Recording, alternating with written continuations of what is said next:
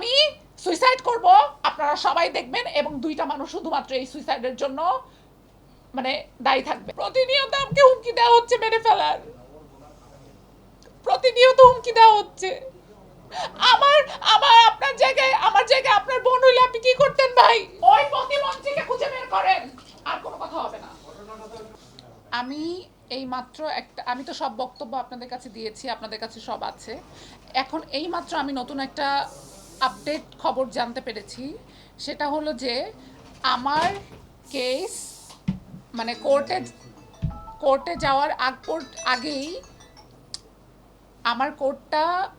আমার কেসটা কোর্টে যাওয়ার আগেই ওই লোক যে ক্রিমিনাল আশিয়ানের নজরুল, সে জামিন নিয়েছে, এবং জামিনটা সে নিয়েছে একজন বড় মাপের নেতার কাছ থেকে, এবং নেতাটাকে তার ডেজিগনেশনটা আমি আপনাদেরকে বলে দিচ্ছি। সে ঢাকা উত্তর বিএনপির বড় নেতার আন্ডারে জামিন নিয়েছে, বর্তমান সরকারের সে প্রতিমন্ত্রী। ঢাকা উত্তরের একজন সে নেতা এবং বর্তমান সরকারের প্রতিমন্ত্রী। আপনারা নিশ্চয়ই নাম জানতে চাইবেন। এখন আমি আপনাদেরকে বলে দিলাম, সে ঢাকা উত্তরের একজন বিএনপির নেতা এবং সে এখনকার সরকারের প্রতিমন্ত্রী। বাকিটা আপনারা খুঁজে বের করবেন যে কার আন্ডারে এই ক্রিমিনাল আমার মতো একটা মেয়েকে পশুর মতো নির্যাতন করে জামিন পেল। 17 বছর একটা সরকার চলে গেল, নতুন সরকার আসলো, আমাদের বুক ভরা ভালোবাসা বিশ্বাস সব দিয়ে তাদেরকে আমরা অ্যাকসেপ্ট করলাম। আমি এন্টারটেনমেন্ট কর্মী, আমি একজন অভিনেতা, আমি একজন অভিনেত্রী। আমার এই কাজে সরকার আমাকে কি সাহায্য করবে? উল্টা সরকারের প্রতিমন্ত্রীর আন্ডারে জামিন পেয়ে গেছে ক্রিমিনাল। আপনারা খুঁজে বের করেন কোন প্রতিমন্ত্রীর আন্ডারে এই ক্রিমিনাল জামিন পেল এবং কিভাবে পেল। এবং আমি একটা কথা বলে রাখি, আমি যদি বিচার না পাই, আমি লাইভে এসে সুইসাইড করব, এবং এই সুইসাইডের জন্য দাবি থাকবে ওই আশিয়ান এবং সেই প্রতিমন্ত্রী। এই প্রতিমন্ত্রীর নাম আপনারা এখানে মিনিমাম 100 সাংবাদিক আছেন, আপনারা খুঁজে বের করবেন, তারা দুইজন দায়ী থাকবে। আল্লাহ হাফেজ।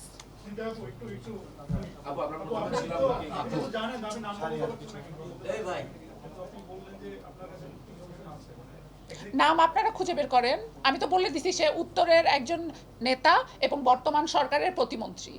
আপনারা নাম খুঁজে আমাকে SMS করবেন যে সে কে। এবং আমি যদি মারা যাই, আমি যে অবশ্যই আমার জীবনের তো ভয় আছেই। আমার জীবন আমাকে প্রতিনিয়ত হুমকি দেওয়া হচ্ছে, প্রতিনিয়ত আমাকে হুমকি দেওয়া হচ্ছে মেরে ফেলার, প্রতিনিয়ত হুমকি দেওয়া হচ্ছে। আমার আমার আপনার জায়গায় আপনার বোন হইলে আপনি কি করতেন ভাই? আমার একটাই প্রশ্ন, আমার সাথে কেন হইল? আমি তো যেবা তাকিয়া না।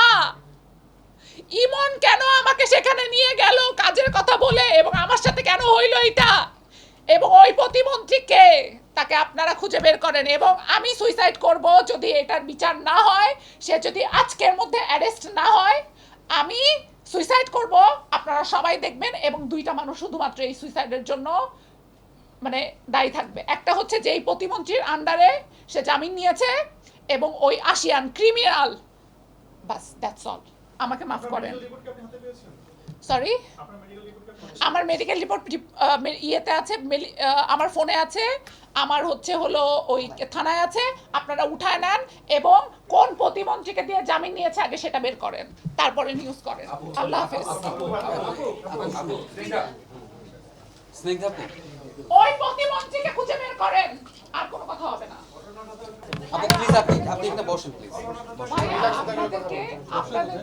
আপনাদেরকে আমি 5টা বাজে টাইম দিছিলাম, আপনারা দেরি করছেন। আমার মানসিক অবস্থা খুবই খারাপ, আমি দাঁড়াইতে পারতেছি না ভাইয়া, আমার মানসিক অবস্থা খুবই খারাপ। আমি 26 ঘন্টা না খেয়ে আছি ভাইয়া, আমি শুধু এই যে স্যালাইন খেয়ে আছি ভাইয়া। আমি আর কিছু বলতে পারতেছি না ভাইয়া। আমি কার কাছে যাব বিচার পাইতে? আমি কার কাছে যাব? আমাকে একটু বলেন না আপনারা একটু বলেন না, আপনারা আমাকে বলেন না আমি কার কাছে যাব? আপনারা তো আমার ভাই, আপনারা তো আমার বোন, আপনাদের জন্য তো আমরা বেঁচে আছি বাংলাদেশে। তাহলে আমি দেশ ছেড়ে চলে যাই? নতুন একটা সরকার আসছে, হচ্ছে যেই সরকারের উপরে আমাদের অনেক বিশ্বাস, অনেক ভরসা, তারেক রহমান এক এক দিন এক একটা এত ভালো ভালো কাজ করে, আমি প্রাউড ফিল করি যে উনি এত এত ঠান্ডা মানুষ কি করে হয়। আর তার প্রতিমন্ত্রী কিভাবে এরকম একটা ক্রিমিনালকে জামিন দেয়, এবং সে এখন পর্যন্ত তারা আমাকে মেরে ফেলার হুমকি দিচ্ছে। অনারেবল প্রাইম মিনিস্টার, আমি আশা করি আপনি এটা দেখতেছেন। আপনার মেয়ে আছে আমার বয়সের, আপনার প্রতিমন্ত্রী একটা ক্রিমিনালকে যে আমাকে মেরে ফেলছে, অ্যাটেম্প টু মার্ডার কেস, আপনার প্রতিমন্ত্রী তাকে জামিন দিয়ে দিল। আমার সেই কাগজটা, আমার মেডিকেল রিপোর্টটা কোর্টেও গেল না, তার আগেই জামিন হয়ে গেল। টাকা, এত ক্ষমতা টাকার। আমার একটা প্রশ্ন ছিল, সেটা হচ্ছে যে আপনি এটা আসলে কিসের ভিত্তিতে বলছেন যে প্রতিমন্ত্রীর ছায়াতেই হচ্ছে? আপনি খোঁজ নেন, আপনি খোঁজ নেন আমার কাছে। আপনি এখন যেহেতু বলছেন, হ্যাঁ, আমি কোন ভিত্তিতে জানতে পারছি, তাই তো? আপনাদের যেমন কিছু মানুষজন আছে খবর দেওয়ার, আমারও কিছু মানুষজন আছে খবর দেওয়ার। আপনাদের যেরকম লোকজন আছে, আমাকেও ডিজিএফআই খবর দিছে। আমাদের তো আপনি খবরগুলো দেওয়ার জন্য আছে, তো যদি বলেন আমাদের জন্য সহজ হয়। ভাই আমার লাইফ থ্রেট। আচ্ছা, কারা কারা আপনাকে ফোন দিচ্ছে? আপু আরেকটা হচ্ছে আমাকে লাইফ থ্রেটিং মেসেজ দিচ্ছে।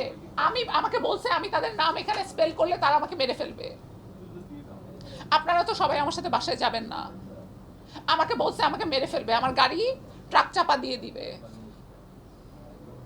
আমি যদি মারা যাই, আমি তো আবারও বলে দিচ্ছি, আমি যদি মারা যাই বা আমার যদি অপমৃত্যু হয়, তাহলে ওই আশিয়ান নজরুল আর যার আন্ডারে সে জামিন পেল প্রতিমন্ত্রী, এই দুজন, আমি আশা করি এরকম কিছু হবে না।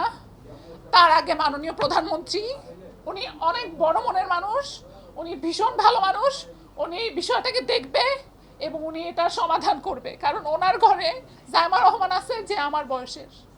আমি একটা উঠতি মডেল এবং অভিনেত্রী, আমার এই বাংলাদেশকে সার্ভ করার অনেক কিছু আছে। I want to represent this Bangladesh in to the whole world, in front of the whole world. আমি এগুলো ডিজার্ভ করি না। প্রতিদিন কালকে রামিসা, পরশুদিন তরশুদিন আজকে আমি, দেশটা কোথায় গেছে? দেশটা কোথায়? আজকে দেশটা কোথায় দাঁড়ায় আছে? এখানে যে মেয়েগুলি আসছে, এই যে মেয়েগুলি আসছে, এদের কি?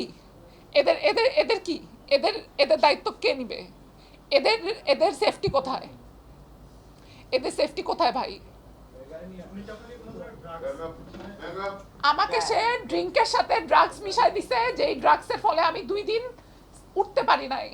আমার আম্মু আজকে সারা দিন নামাজে বসে। ভাই, এই দুনিয়াতে, এই ঢাকা শহরে যদি বিচার নাও হয়, আমি বলে দিলাম এই কেসের মধ্যে যারা যারা জড়িত আছে, 17 বছর কেন 40 বছর পরে হলেও মিলাই নিয়েন, ধ্বংস হয়ে যাবে। আর আমি যদি মারা যাই, তারা তাই ওই প্রতিমন্ত্রী এবং ওই ASEAN. Thank you for coming, everyone.